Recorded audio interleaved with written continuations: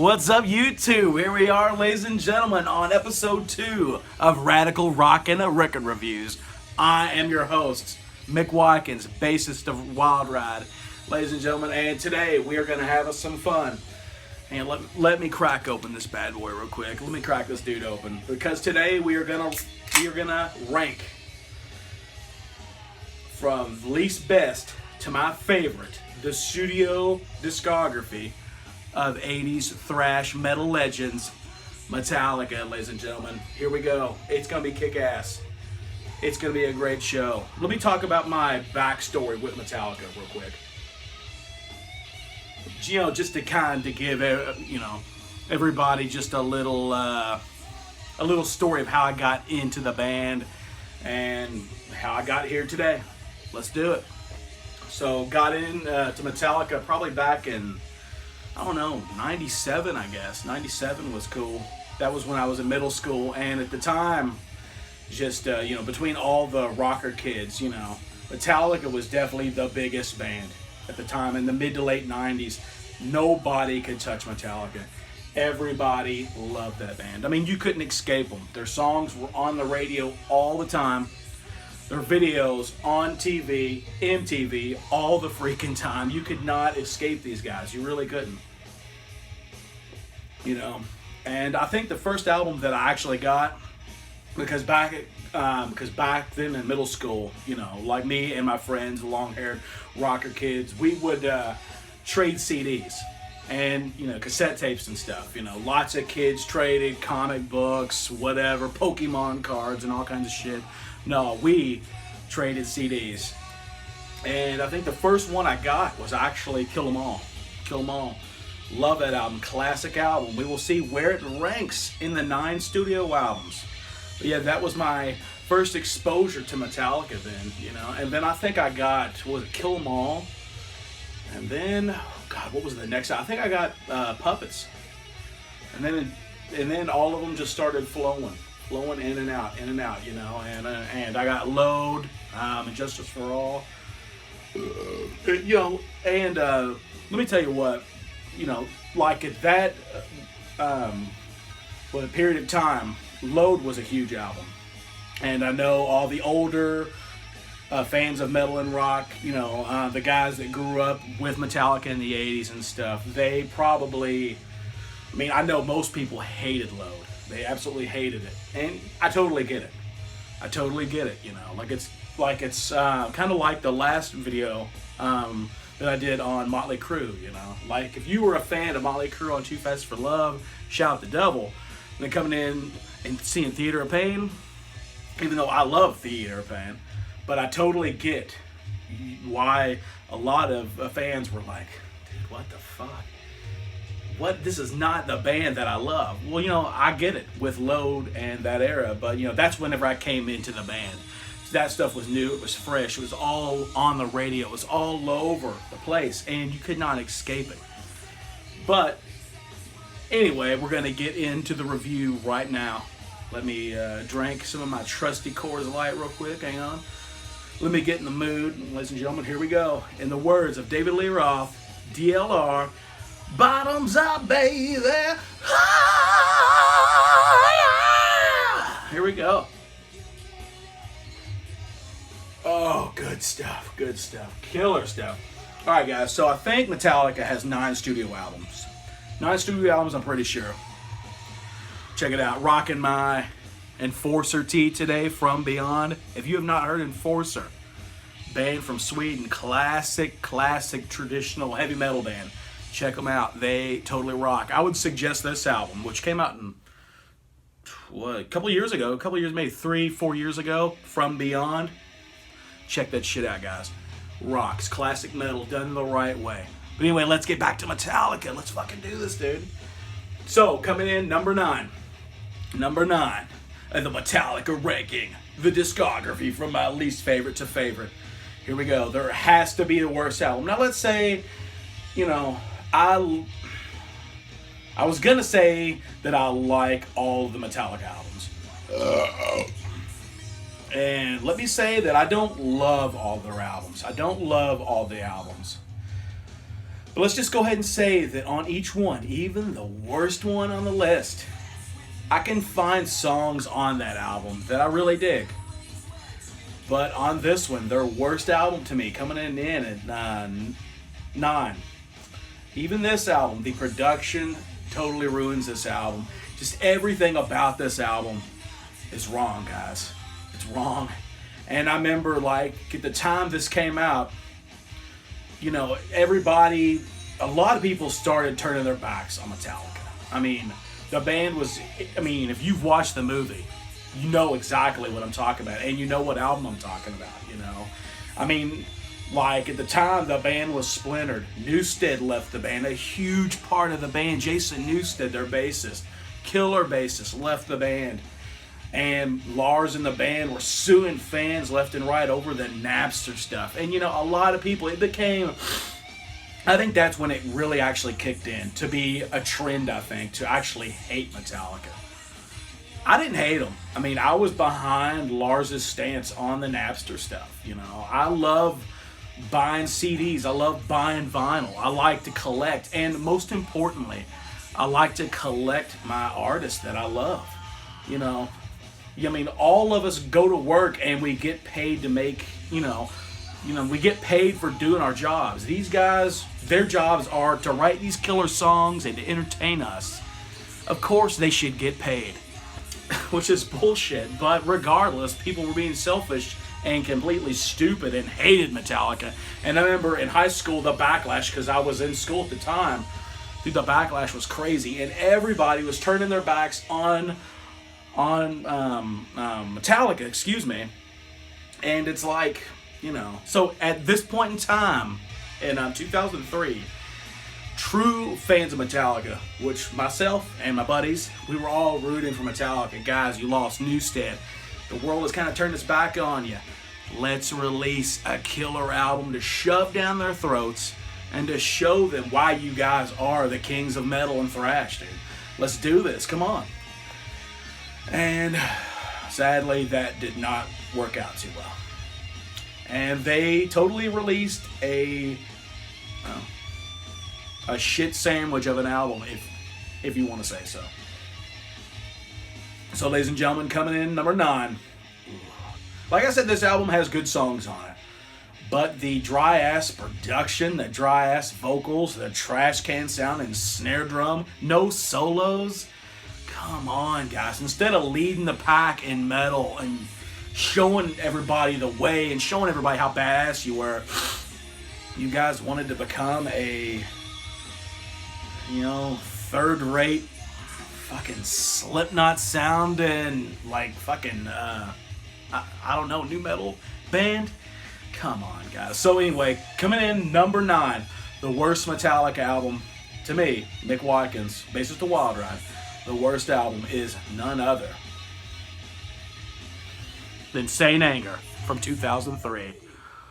Boy, this is a rough listen, man. I remember getting this. I remember actually one of my best buddies, Wild Wild West, bought this the day it came out, and he called me on the phone, was like, dude, I have the Metallica album. It's new. I got it. Gosh, come over and listen to it with me. Remember, I couldn't get to his house fast enough. And I remember asking him, being like, yeah, because he's a huge Metallica fan, you know. Metallica is his band. And I remember asking him, being like, Wes, what do you think of the new album, dude? He's like, it's not very good. I was like, oh, what the crap. So yeah, I totally agree, and I just cannot get into this album too much. I mean, it's got some good tunes. It has some good tunes. Frantic's a cool song. Saint Anger is a cool song in parts. You know, Shoot Me Again, Sweet Amber, you know, Some Kind of Monster. You know, there's some really good tunes on this album. But they would have been much better with a awesome production, an actual turn the snares on the snare drum, and let Kurt fucking throw in some flashy ass cool Kirk Hammett style leads, dude. But nope, didn't happen, and this album is definitely the worst Metallica album. And honestly, I think this is one of the worst albums ever by a kick-ass big band, an established band, legendary band, one of the worst releases of all time. So, coming in at last place, number 9, Metallica, Saint Anger. Coming in at number 8. Now this, oh man. This is going to throw people for a loop. They're going to be like, Mick, what the fuck's wrong with you?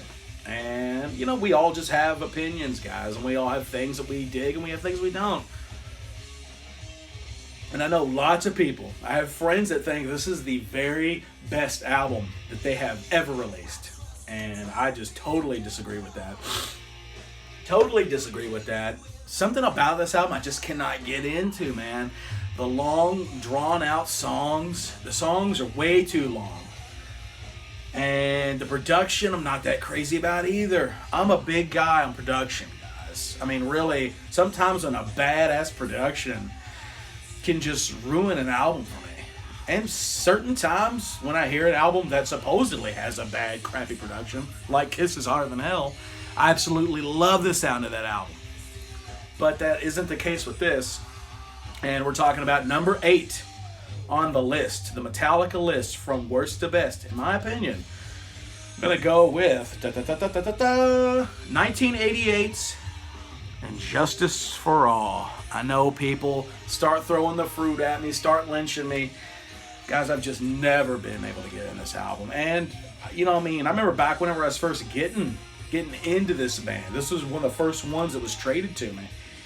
And I just could not get into it. I mean, okay, Blackened is a fucking killer classic Metallica song. And Justice for All, the title track, is amazing. One, of course, dude, is killer. The Shortest Straw. I mean, it has some really good songs. I mean, To Live Is To Die. Got some really good songs, but man, there's something about this album.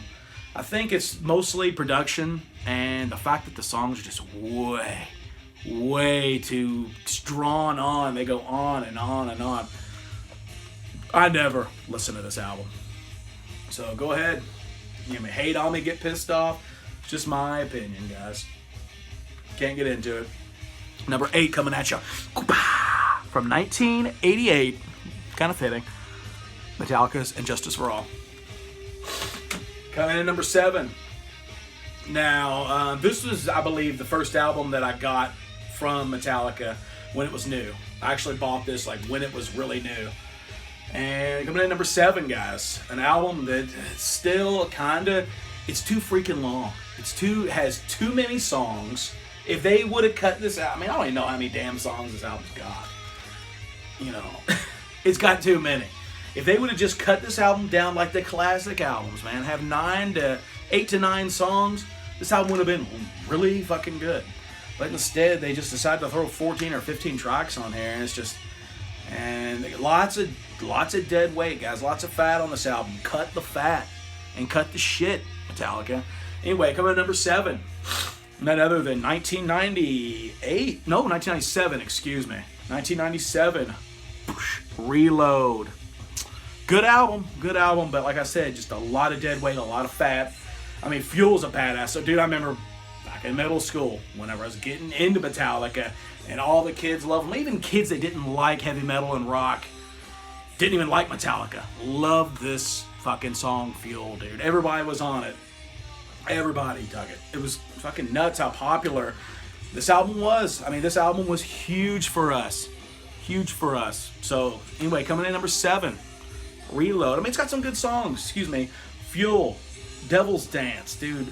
Better Than You. Better Than You. I love that. And I love Attitude. Born into attitude. Asleep at the wheel. I mean, it's got a cool kind of Aerosmith kind of vibe. And the, you know, cool stuff. So number 7, Reload. Trim the fat down on this. Would be a way better album. Promise you. Coming in number 6 on the Metallica discography review, none other than Wild Ride bassist Mick Watkins. You got number 6. This was a welcome return to form from this band. You know, but when it came out, and was it 08? I remember getting it and hearing it for the first time, cranking it in a buddy of mine's truck. We were driving back from this great, awesome record store we used to have here in Louisville called Ear Ecstasy. I remember that day I actually bought this album on CD, and on vinyl. And speaking of the vinyl, I had to get it. But anyway, yeah, I remember just hearing it for the first time and being like, damn, they finally figured it out. After Saint Anger and all that crap, they finally got Rob on bass. They figured it out. They knew what everybody wanted. And this album isn't perfect to me. I mean, this album, in a lot of ways, it sounds like the band is trying too hard. It sounds like they're really trying too hard to get back to that And Justice for All Puppets era. And dude, I mean, overall it's a really good album. It's really good and I dig it, but it just kind of sounds like they're trying a little too hard. You know, it's like I kind of feel that this isn't music that they wanted to write. It's just music that they felt that they should write to appease people. Because dude, this band Metallica went through the ringer. But anyway, coming in at number 6 in my discography review, none other.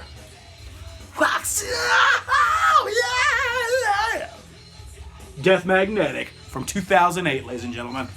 Good album, good album. I mean, it's got some really good songs. End of the Line, Broken, Beaten, Scarred, Cyanide, Judas Kiss. Dude, killer stuff. Favorite track on here? Definitely Hunt You Down Without Mercy. Hunt you down all night, long, yeah. Good stuff, man, good stuff. And it's got a cool gatefold with the original vinyl release. Check it out. James, Rob, Kirk, Lars. Oh, good album. This is them. This is Metallica getting back to where that band needs to be. And, you know, I commend them for it. They did a good job on this. But it gets better. It gets better. Hang on, guys. Hang on. So, all right. Coming in at number 5. We're cracking down into my top 5 with the Metallica discography. Let me get a swig of Old Coors Light. Cheers, guys. So coming in at number 5, the massive ass album. Probably their biggest selling album to date. I mean, you know what it is. This album, like I said, back in middle school, whenever I was first getting into the band and all of us long-haired rock and roll grunge kids, as we were called, everybody owned this album, dude. Everybody owned this album and everybody loved it. I love it. And, well, none other than number 5, cracking into the top 5. Here we go.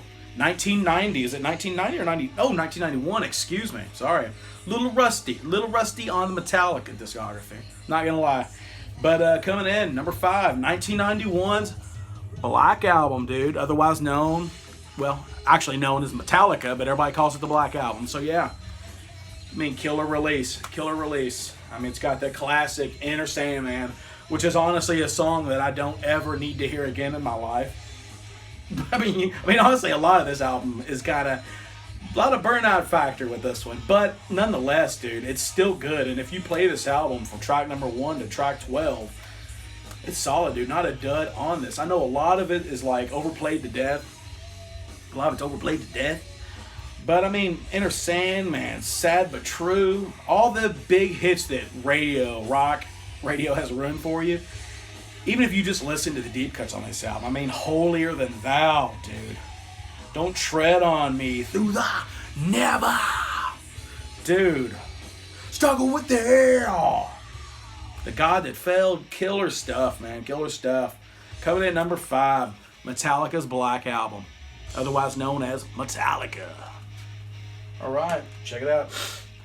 Now this, if you followed me from the beginning of this video, you know which albums are left. And like I said on the last video, you're gonna be like, Mick, what's wrong with you, dude? What's wrong? And it's just I love what I love, man. I can't help it. You know, like certain albums from bands that I love connect with me, and some don't. Some are better than others, and I like what I like. You can like what you like. That's all good. If Saint Anger is your favorite Metallica album, you rock that shit, and you enjoy it, and you love it. I mean, yeah, I might make fun of you. I might poke fun at you and talk shit about it, but it's all good, dude, because Metallica rules, and in the end of the day, it's music, dude, and we all love it. Coming in number 4. Here it is. I mean, the album, and not really the album, but the era that started it all for me, really. None other I know I got some explaining to you all about this, but coming in number four. Number four. Let that sink in, guys. Coming in number 4, none other than 1996's Load. Check that. I really need to get this on vinyl because I love it so much. I mean, this album's great, dude. Load. Here you go. I mean, ain't my bitch, you ain't my bitch. Ah! Dude, killer. 2x4.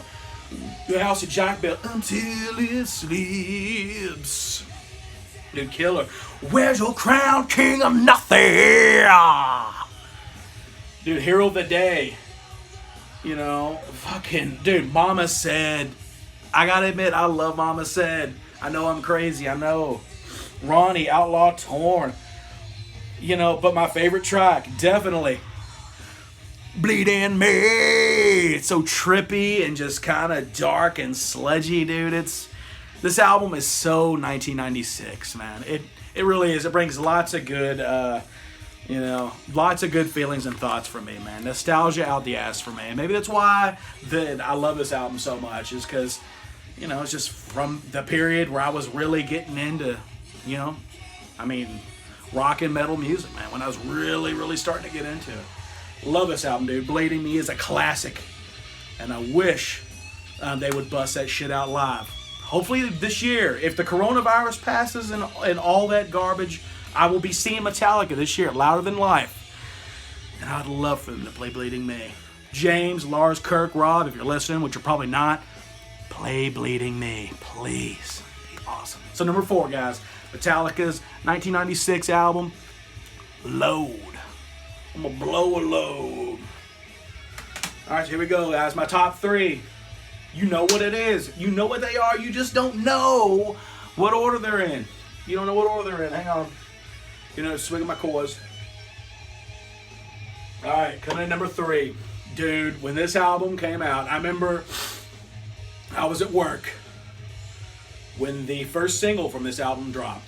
And I remember texting some buddies of mine, Wild Wild West and Jelly D, John Bon Jovi, Joseph Barnes.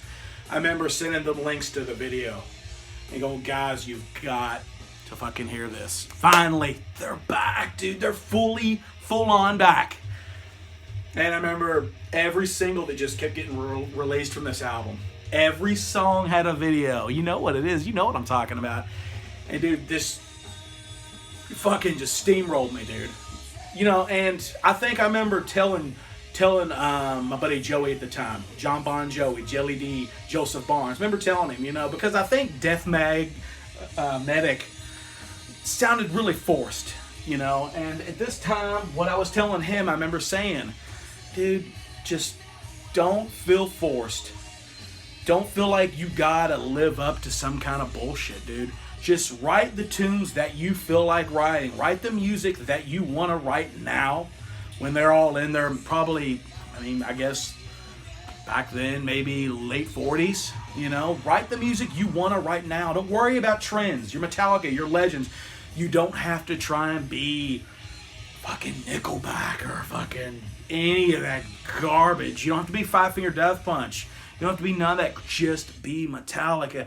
Be true to yourselves, and your hardcore true fans will love you. And I really feel like this is what they did on this album, and that's what's so good about it. I think they finally released a record that you're like, damn, okay. Really, I feel, people can shit on Load and Reload all, they want, all day long. And everybody's like, well, they sold out. They're being alternative. Dude, there's nothing alternative or fucking selling out about Load and Reload. To me, I think that's going back to their hard rock, bluesy hard rock roots, dude. They all grew up fans of fucking Bob Seger and Blue Oyster Cult and Aerosmith and, Thin Lizzy and shit, and Diamond Head. And, even that stuff had some blues influence to it. So, dude, but anyway, back to the album. Dude, this was Metallica being Metallica. In 2016, this was them being the real deal. And I swear to God, I think it's their best album since, the album that you'll see next. No, I think this album's a masterpiece. I just cranked it a couple days ago in the car when I was riding around doing shit. And I love it, dude. And I seen them on this tour, thankfully. I was so kind of hoping. I'd be like, dude, I gotta see them on this tour because I love this album. It's honestly probably one of my favorite albums. Definitely one of the best albums of the 2010s, dude. Top 10 album of the 2010s. Maybe even top 5. I don't know. But yeah, but this album is just a fucking masterpiece. I could gush all over it all day long. But anyway, coming in at number 4. Look at old Stone Cold. Doing old Stone Cold. None other than 2016's. You know what I'm talking about. Hardwired to Self-Destruct, dude. This album's awesome. Awesome. But anyway, what I was going to say is, I seen them on this tour. And my favorite track on this album, dude, I love it. Halo on Fire. And I was sitting there thinking, dude, I want to hear Halo on Fire so bad. But they're not going to play because they hadn't played it in a while on the tour. And I remember sitting with my buddy, Jelly D, John Bon Jovi, Joseph Barnes. I remember all of a sudden I heard the opening chorus to Halo on Fire, and I was like, no shit, oh my God, they're doing it, yeah, they're doing it, yeah! Man, this album, Hardwired, another favorite track on this album, Atlas Rise, dude. Dude, or was that, did I just do Moth into Flame? I don't know, fuck it. Anyway, Atlas Rise, now that we're dead, my dear, we can live forever. Dude, killer. Moth into Flame, Confusion. I love Confusion. Spit out the bone. Only song on this album that I think, you know, that like I would actually kind of critique and criticize is Murder One, which is a tribute to the fallen Motorhead madman, Lemmy Kilmister. Which, speaking of Lemmy, Lemmy's a god. So let's give him a moment of silence for Lemmy.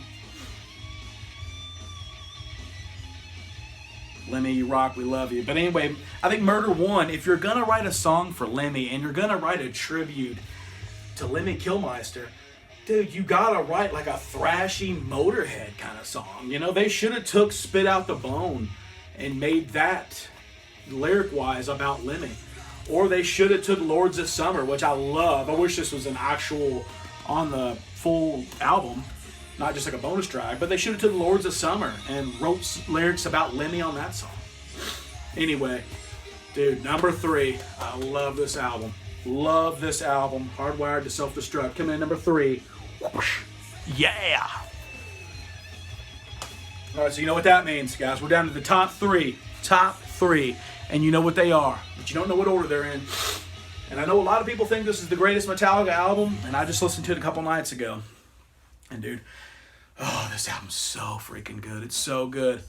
But I don't think it's their best, honestly.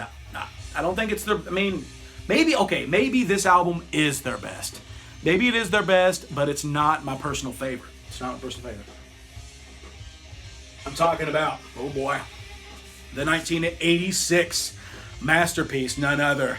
And I really wish I had this on vinyl to show you guys. I need to build up Metallica vinyl collection. But anyway, oh boy. Number 3, 1986's Juggernaut. Man, Master of Puppets, dude. You know, the other night I was listening to this, going on a ride with my baby. We were going to get some Chinese food at this awesome place called the Tea Station. And I remember just listening to this. And I hadn't listened to this in a while. And dude, I forgot how fucking massive Orion was.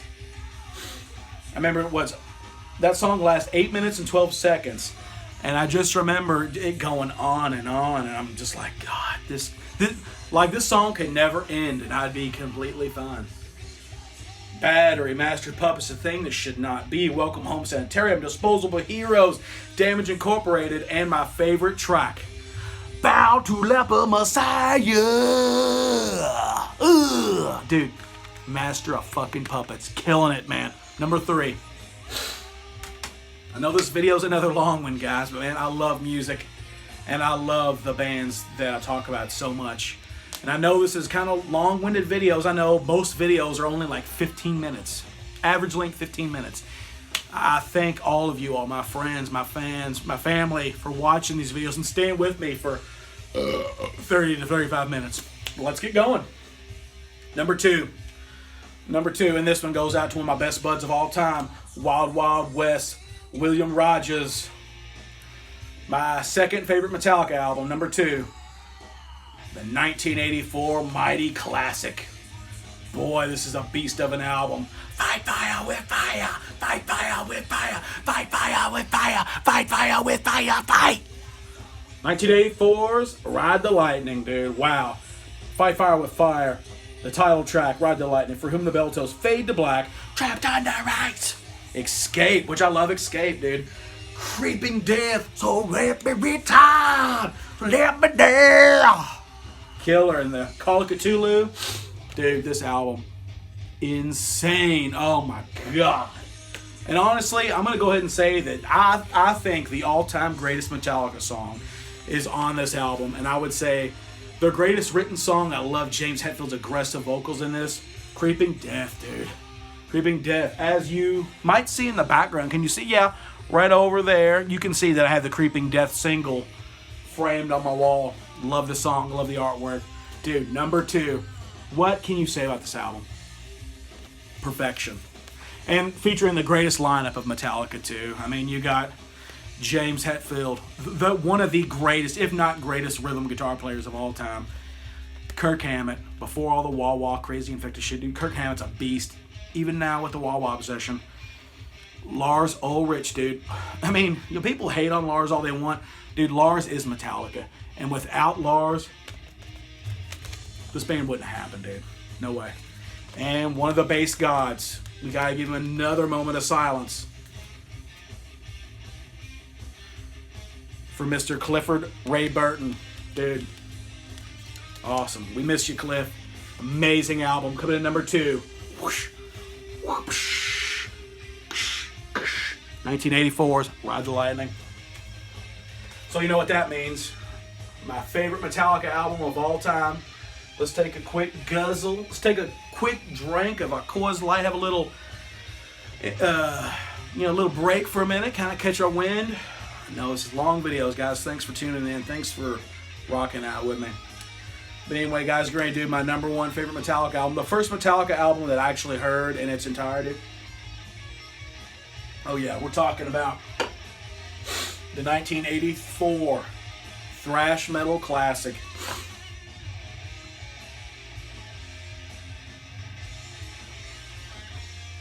Kill 'Em All. Dude, I love this album. I love the spirit of this album. I mean, to me, I'm a huge fan of the new wave of British heavy metal. Huge fan. I mean, I love the bands, I love that era of metal, dude. It's so fucking good. And this album is a perfect kind of, U.S. approach of that.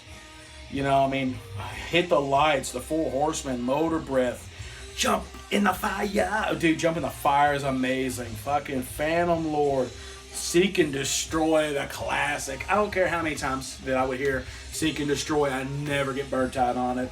Metal Militia. Dude, Anesthesia, Pulling Teeth, Whiplash. And my favorite track, No Remorse, No Regret, We Don't Care. What it meant. Dude, I love it. I mean, dude, look at all these pimply-faced, ugly dudes. Look at them. They're just these kids, man. How old were they? I mean, I think like Lars and James, and most of them were born in like 61 to 63. So you're talking about these were dudes in their early 20s, man. Dudes in their early 20s, and they changed the landscape of heavy metal forever, dude. This album is still influencing bands. I mean, this album has just got, Diamond Head fingerprints all over it. It's got lots of kick-ass Motorhead, which I'm a huge fan of Motorhead. It's got lots of Motorhead, Diamond Head influence. It's got lots of Head. Angel Witch influence, dude. Tigers of Pantang, just all that kick-ass new wave of British heavy metal, early 80s, late 70s. Good stuff, man. I mean, and I swear, I think this is this is Kirk Hammett's best lead guitar playing. Now, I mean, I know that Dave Mustaine wrote a lot of the leads on this, but I mean, I don't know how, like did Kirk actually copy every lick of Dave's, or did he write these leads? I'm not sure. Somebody tell me out there. One of you huge uber Metallica geeks, help me out, dude. I mean, because I don't really know. But I mean, nonetheless, dude, this is my favorite Kirk Hammett like lead work.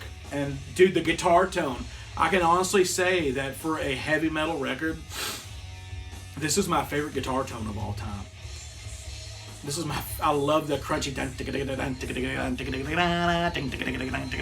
just that gallop, that just real tight ass guitar tone. It's so fucking sweet, dude. I love it, man. I could go on and on about this all day, but I gotta cut this video. Dude, here we are. Another 35-minute video, guys. I'm sorry for going on and on and on about this stuff, but man, I love Metallica and I love our music. I'm passionate about this shit, guys. That's why I started this channel. And I wanted to hang out during quarantine time. So let's recap them. Number 1, Metallica. Kill them all. Number 2, Ride the Lightning. Number 3, gotta get up close. Master Puppets, which I need to get on vinyl. Number 4, oh boy, the massive masterpiece. Metallica, Hardwired to Self-Destruct. Coming in number... Oh shit. Did I miscount? I think I might have miscounted, guys. So that's my top 4. Okay. No, I didn't miscount. Sorry, I messed up. Here we go. Coming in number 5, dude. Load. A lot of people think this is a load of shit. I don't. Love it. Okay, number 6. Black Album. I'm just gonna quit counting because it's kind of fucking me up. Sorry. Next, Metallica, Death Magnetic. And coming in, Reload. I know people are gonna be like, Mick, they're gonna want to choke me. Oh, force choke. I don't care. Dude, we all like what we like. We all love what we love. But at least we love good music. At least we don't like some bullshit like most people do nowadays. Here we go. Metallica and Justice for All. And in my opinion, the worst release of Metallica, Saint Anger. Anyway, guys, thank you all for joining me on this video, man. Episode 2 of Radical Rockin' Record Reviews, man. Thank you all for joining me on this. And dude, coming up, man. I think I'm going to do some reviews. I mean, like I've talked about in the past. Alice Cooper reviews coming. The Kiss reviews coming. Rat. Oh, shit. I mean, fucking, dude, gotta do Judas Priest, one of my all-time favorite bands. You know? I don't know. But we are going to have some fun, guys. We're going to have some fun. Thank you all, for joining me on this channel and on this journey. I want to thank you to Coors Light, my proud sponsor. Ran out of Little Kings. Totally sucks. And if you dig the music you're hearing in the background, check out, this is my rockin' killer band, Wild Ride, with our debut EP, City Streets. Check it out. It's available on all the streaming services, YouTube, whatever, guys. Just check out Wild Ride. If you dig it, you dig it. You don't, it's cool. Ladies and gentlemen, thank you. This is Mick Watkins, bassist of Wild Ride, once again saying peace, love, rock and roll, and we will see you next time. Peace, guys.